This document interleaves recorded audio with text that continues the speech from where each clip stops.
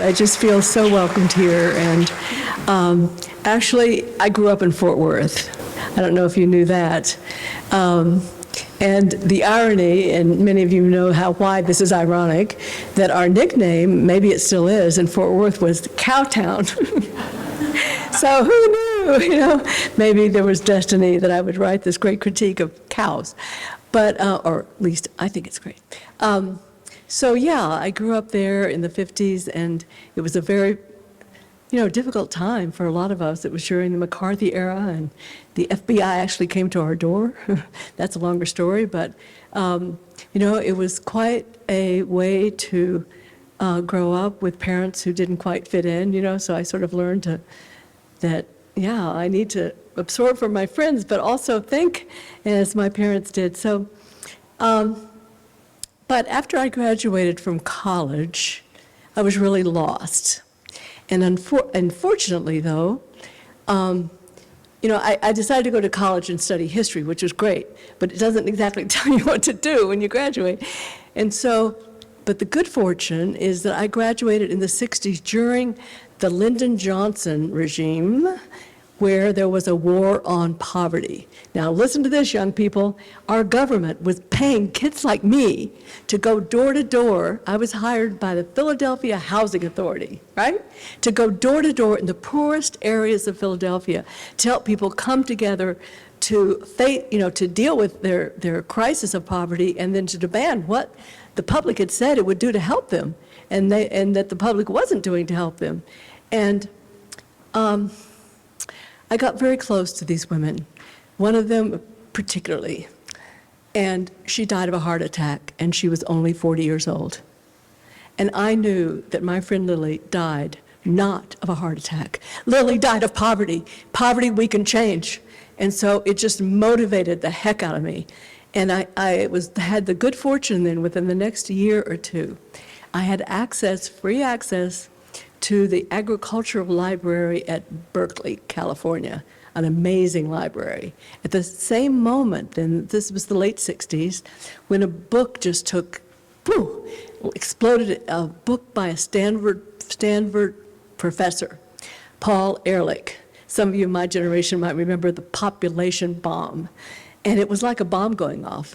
Everybody was saying, oh, my God. And my girlfriends were saying, I can't have a baby because that would be immoral because there's not enough food for people. And I thought, oh, now I've got my question. Is Paul Ehrlich right? I actually got to debate him once, believe it or not. But anyway, so I had access to the library, and many of you in my generation will know what this is. I had my dad's slide rule, which I still have, long before there were hand calculators, because I really need to put the numbers together. So with my dad's leather-bound slide rule, sat in the Berkeley Ag Library, stack to stack to stack. And within a few months, I'd put enough numbers together to realize that the experts were wrong. And all I was doing was putting numbers together in a library. How could that be that, the world's experts were telling us this, it was false? And so it was very disconcerting, also very empowering. And I have to confess, though, I hadn't thought of saying this in the speech, but I'm taking myself back into that. And when the book came out, I thought, oh my God, I must have gotten a decimal point wrong. and because it seemed so impossible that other people weren't saying what I'd been saying, right? What I was saying, that there was more than enough for all of us. And so I want today to talk about quite a number of crises. See, I think came out to 6. I'll go quickly through them, but where my path has led me and the solutions I now see arising.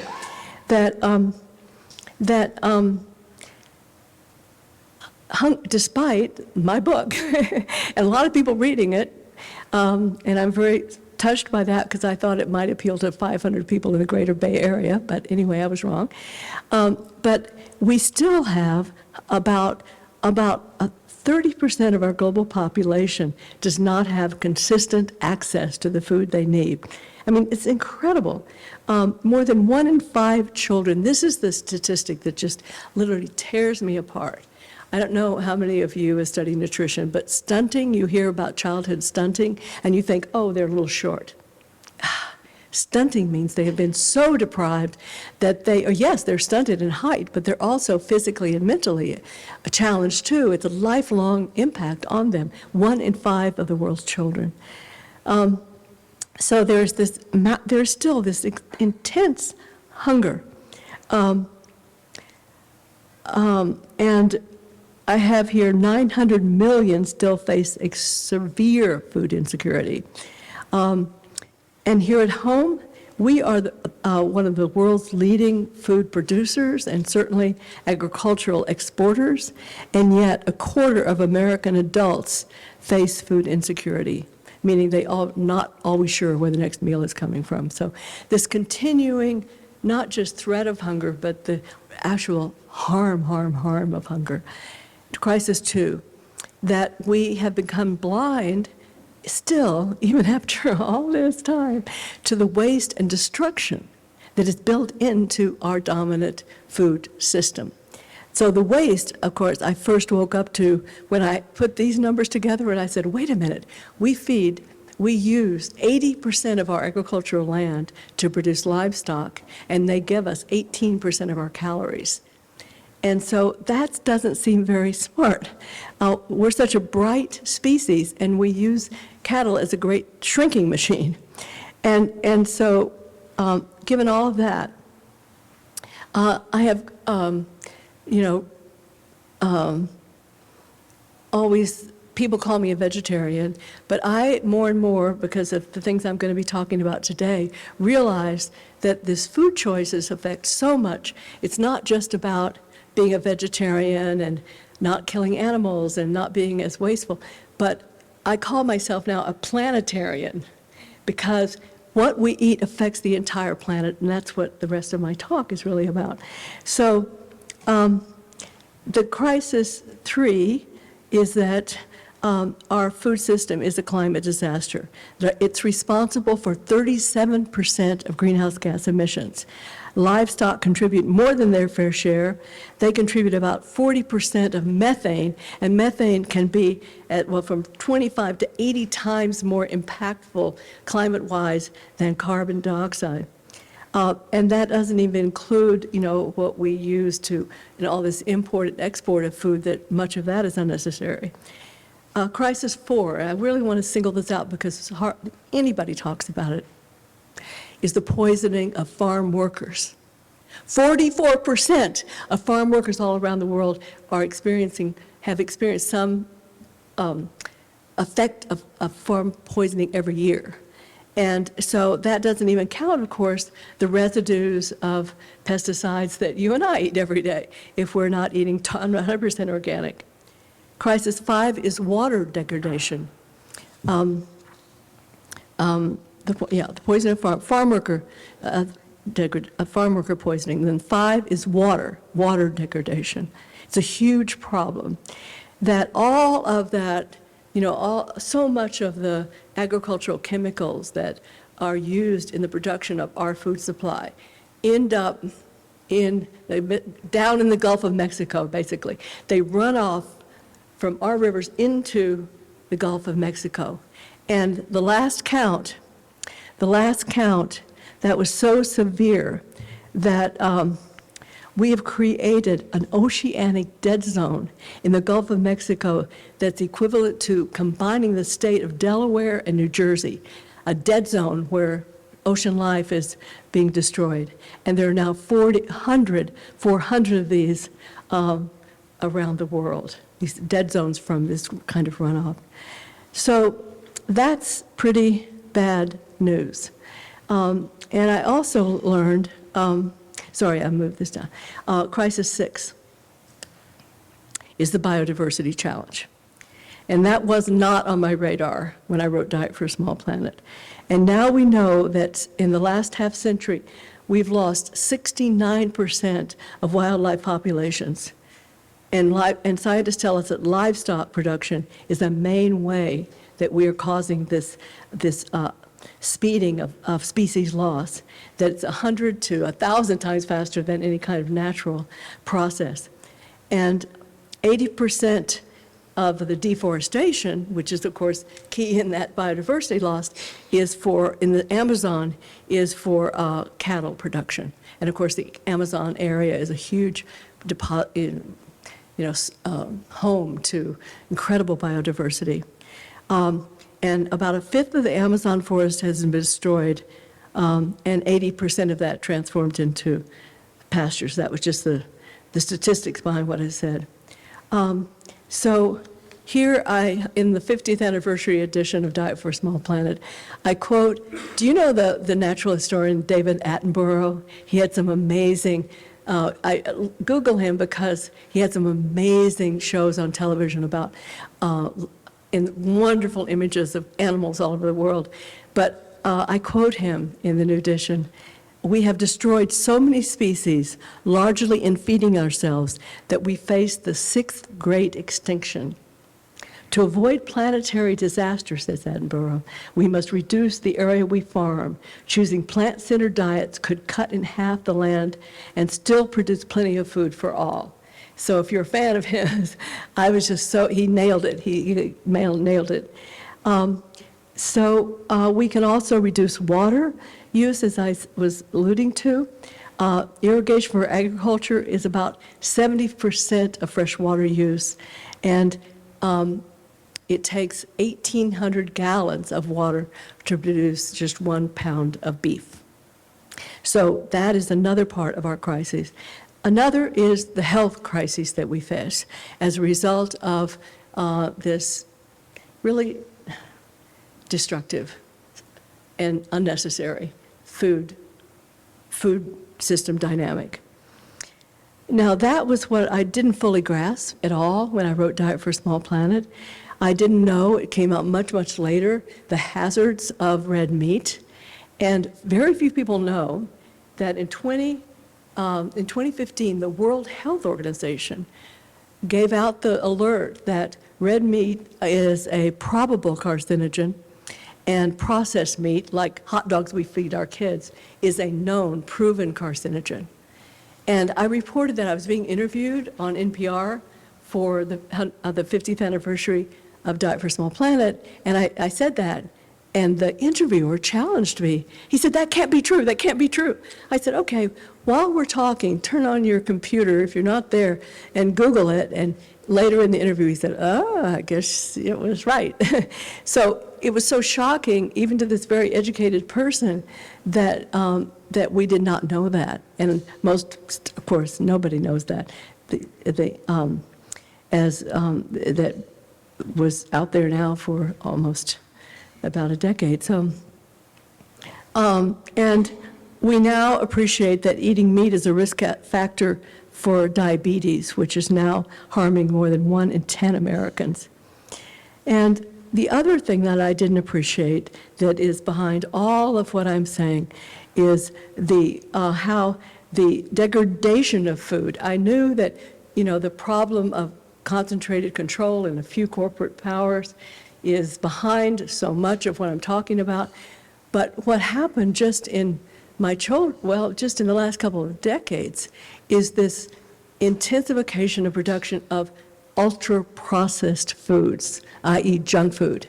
And as poverty is so severe in our country in so many places, it's totally understandable for me to think why, if I didn't have much money, I could grab those potato chips and my kids would be happy and it's just so little money. And so this ultra-processed food is very tempting and incredibly bad for us. It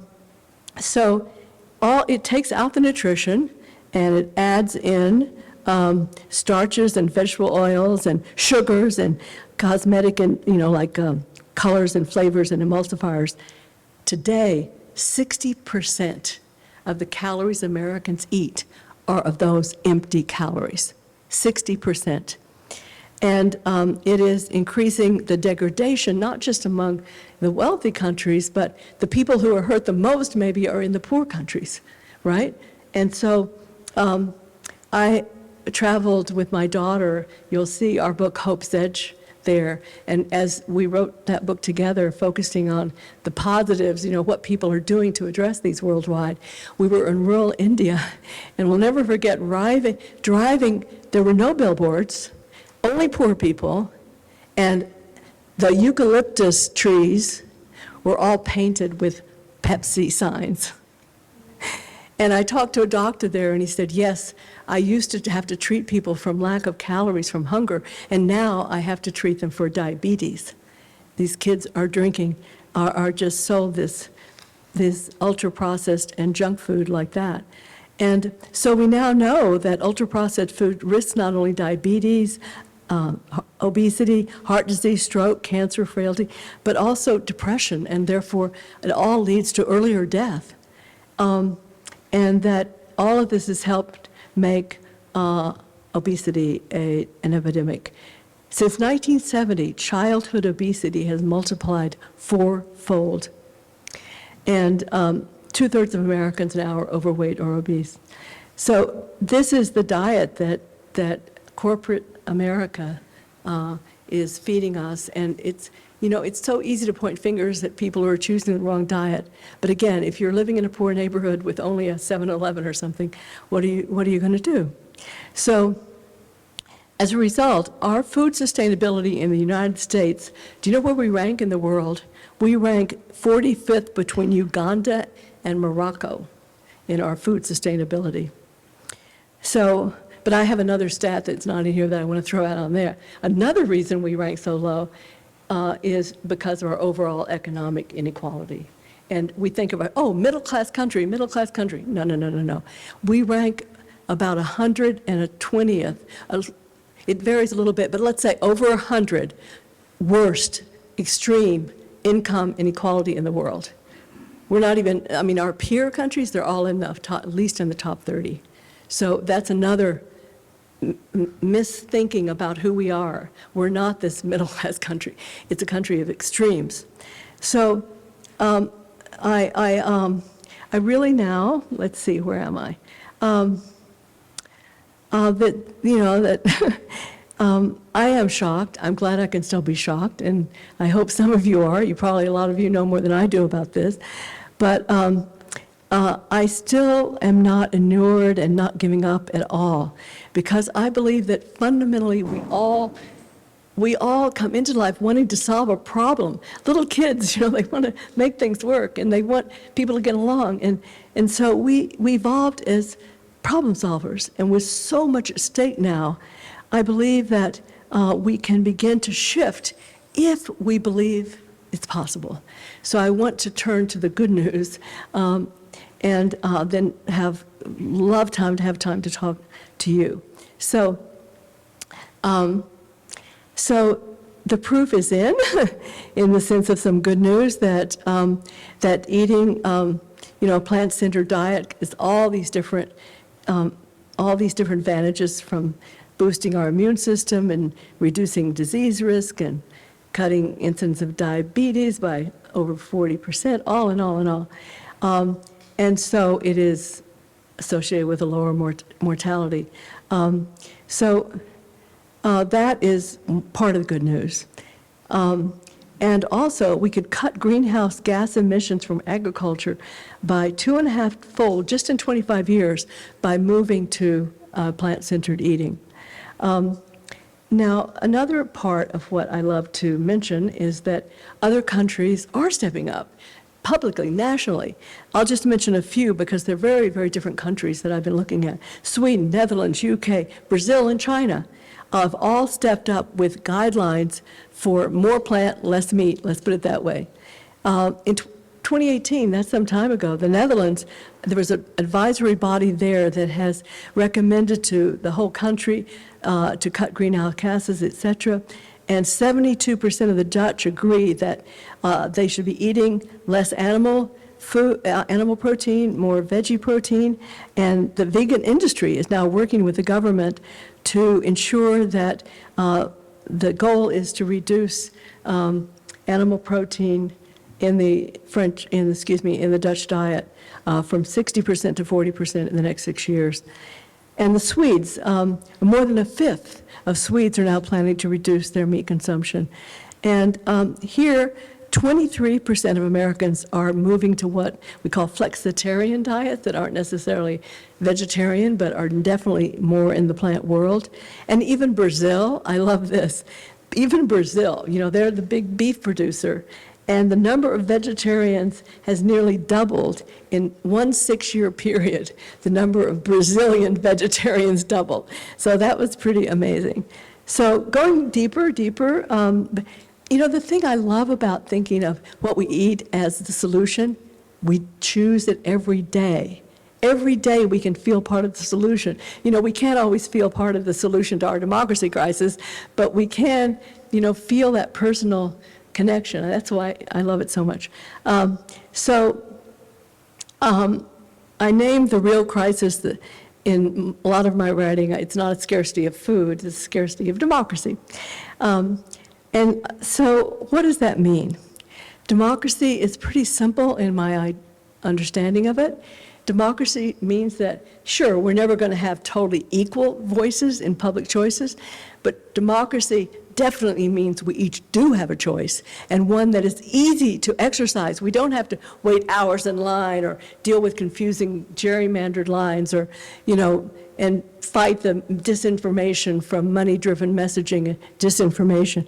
So each one of us has a voice that is informed and that is easy to exercise, and that we encourage our children, all of our children from the earliest ages, that voting is not a dull duty. It's power. It's our power. We have a voice. We can have the world that's better than your parents, you know, if you get out there too. So let's see here. We grow up thinking we're one of the best democracies in the world, and we are actually at 59th by a very credible between Panama and Samoa. And then in terms of sustainability, on sustainability index, we rank between Cuba and Bulgaria, way down, 41st in sustainability. And so what is the question then behind the question? Why are we creating a world that none of us would choose? Because nobody would choose this world I'm describing if you really asked them what they wanted. And so my working hypothesis is that we creatures are creatures of the mind, and we see the world through our own belief systems, what I call our filters. And one of the filters is that, we often hear the expression, seeing is believing, but what I just tried to explain, believing is seeing. And so if we believe that human beings are these selfish little shoppers, that's what we will see, and we'll be pretty discouraged. And so one of the filters we see that I've mentioned is that we absorb this view that our market is really magic. You know, that any rules, the only rule of the market is everybody follows their self-interest. That's the myth of the free market.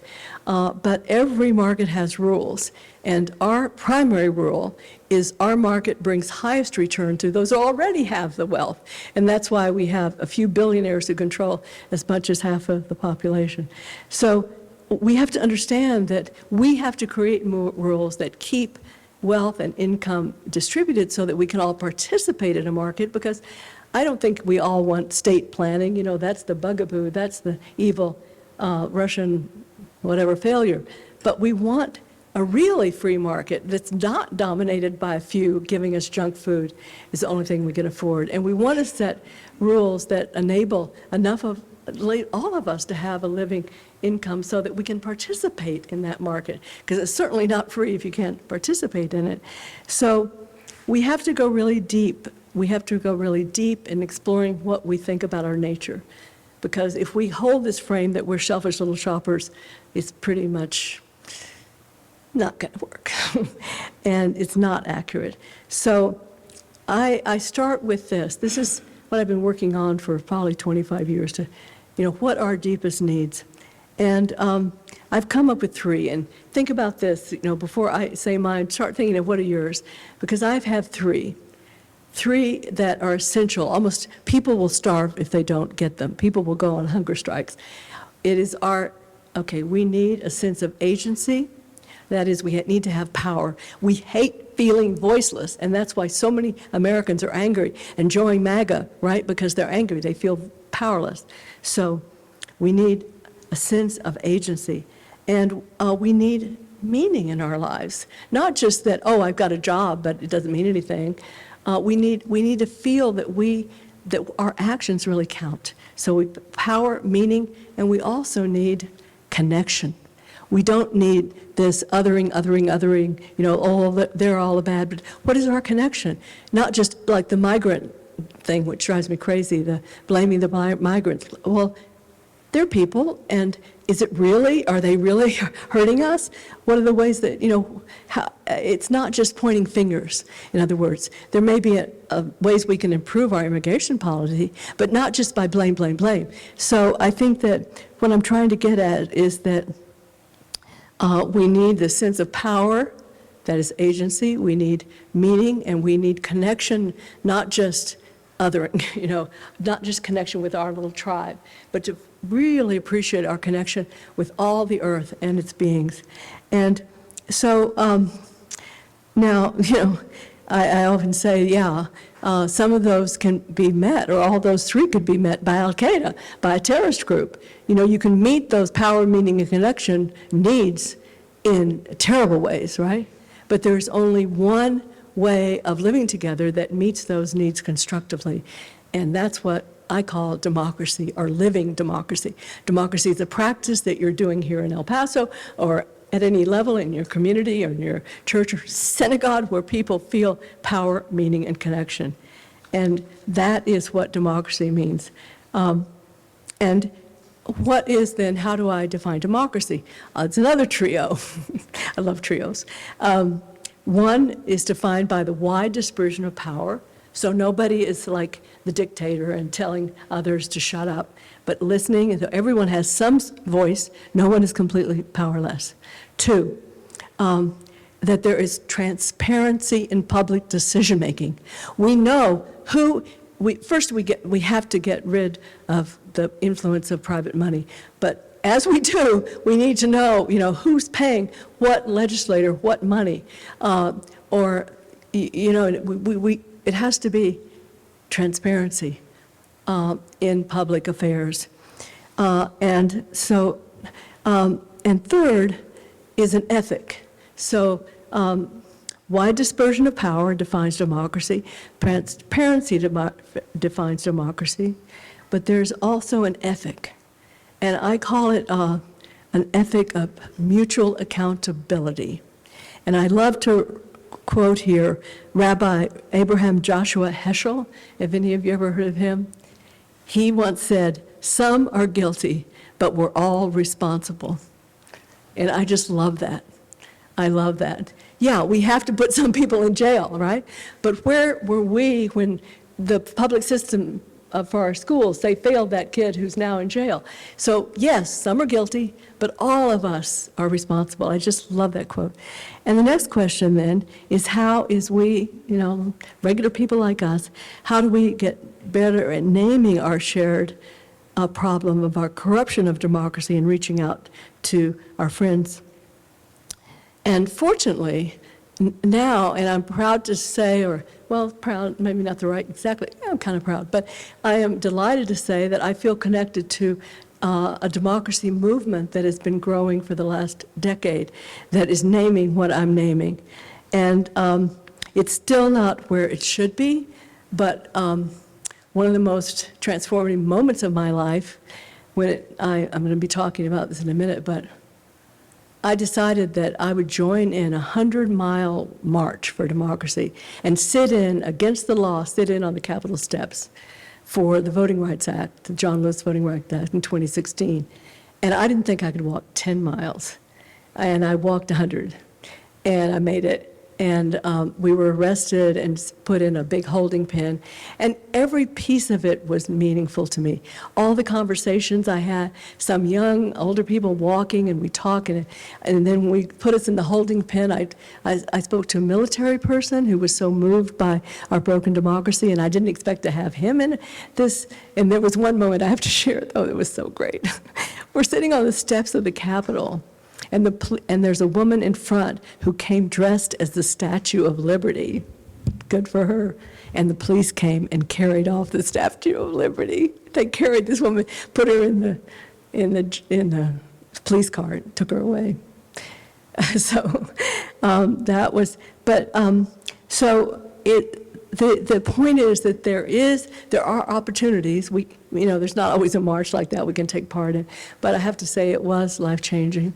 And so I'm continuing to figure out what I can do. I'm working now on a new book that relates to this very much, and we're also hoping to use our office in Harvard Square to get people to come in and register to vote, because that's nonpartisan, and we've got to get people registered to vote, so I can do that.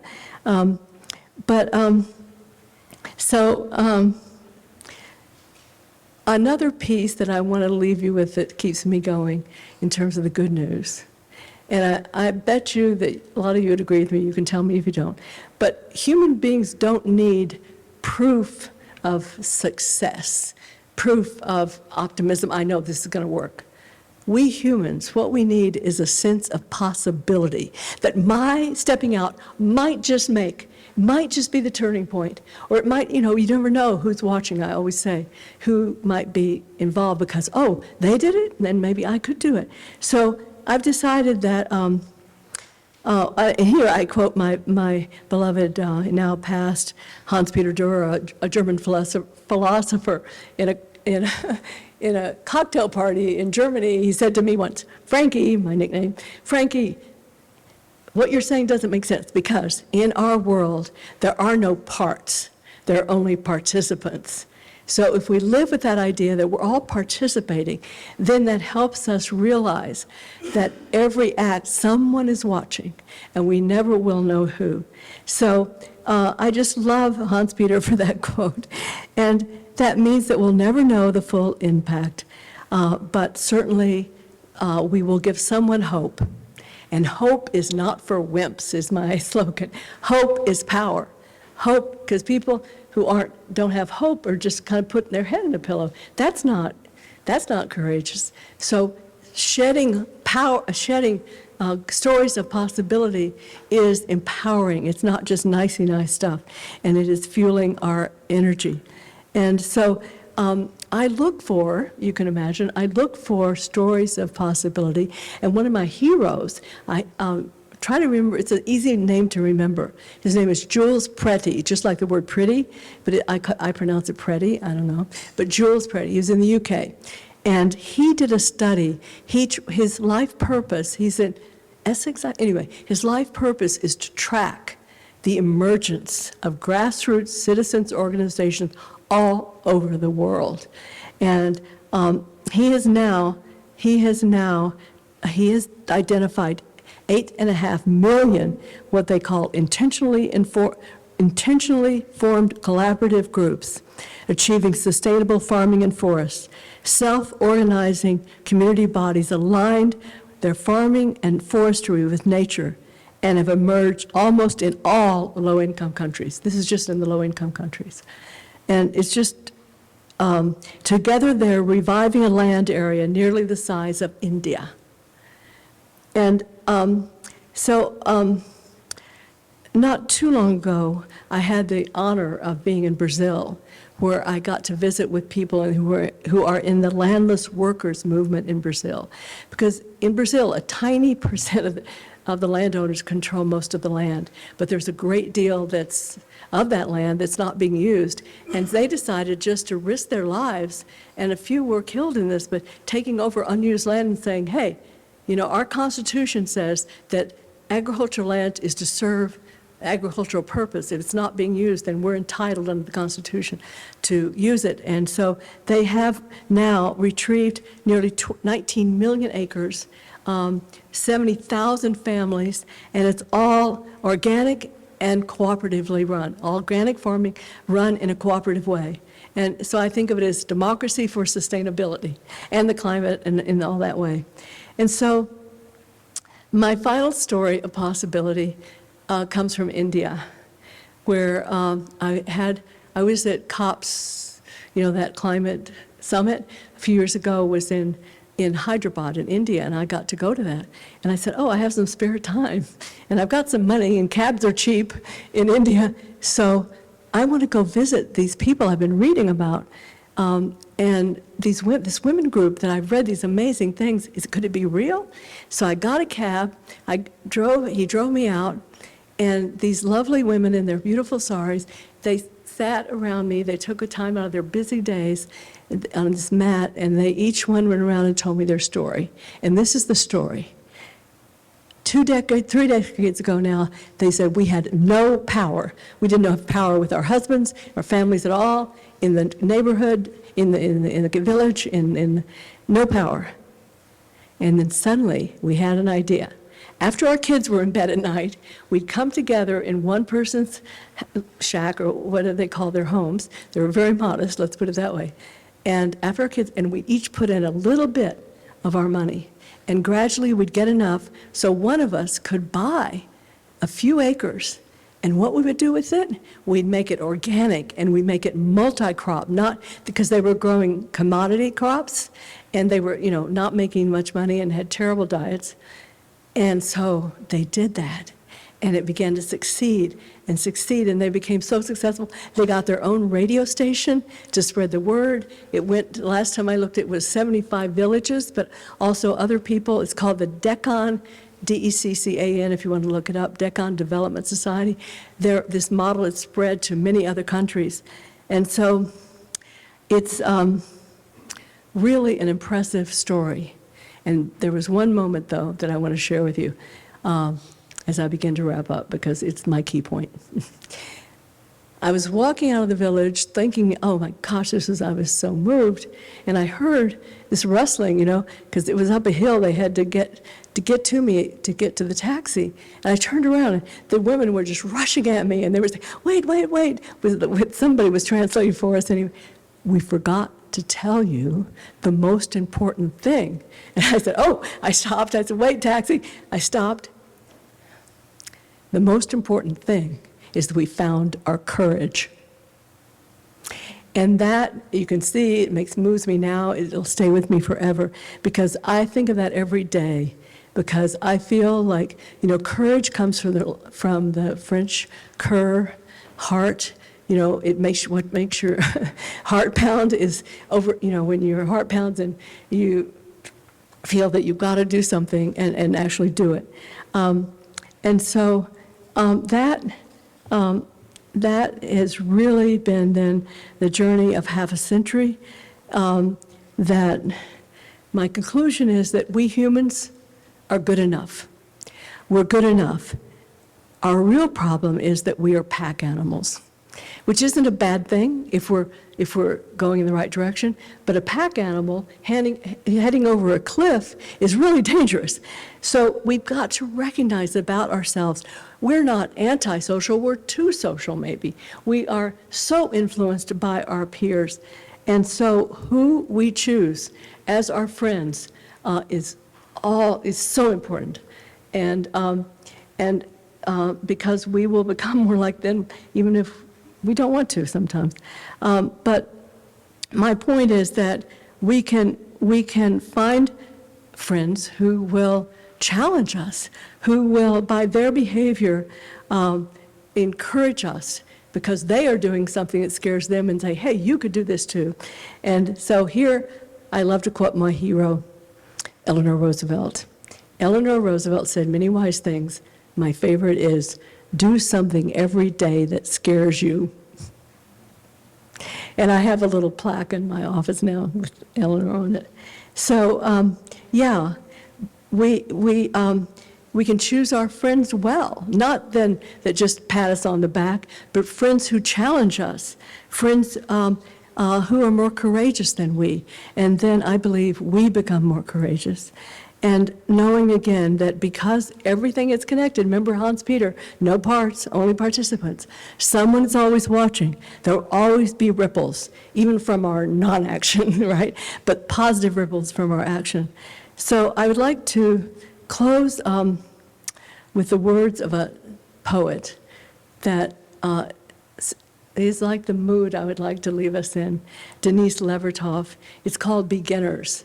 We have only begun to love the earth. We've only begun to imagine the fullness of life. How can we tire of hope?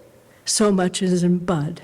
We've only begun to imagine how it might be to live as siblings with beast and flower, no longer as oppressor, to imagine justice and mercy. We've only begun to know that we've only begun to know the power that is in us if we would join our solitudes in a communion of struggle. So much is unfolding that must complete its gesture. So much is in bud. Thank you, Denise. Thank you so much for inviting me. Thank you, my amazing host. Thank you. Thank you.